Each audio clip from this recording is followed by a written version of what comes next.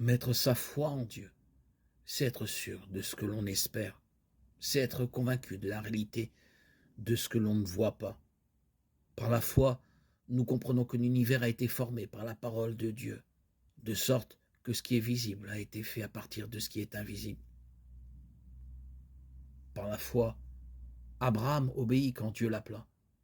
Il partit pour un pays que Dieu allait lui donner en possession. Il partit sans savoir où il allait.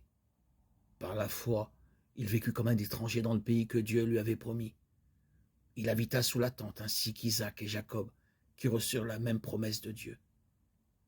Car Abraham attendait la cité qui a de solides fondations, celle dont Dieu est l'architecte et le constructeur. Par la foi, Abraham fut rendu capable d'être père alors qu'il avait passé l'âge de l'être et que Sarah elle-même était stérile. Il eut la certitude que Dieu tiendrait sa promesse.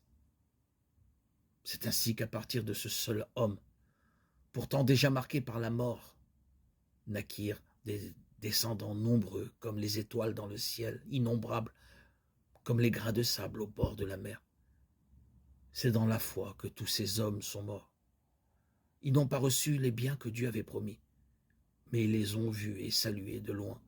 Ils ont ouvertement reconnu qu'ils étaient des étrangers, des exilés sur la terre.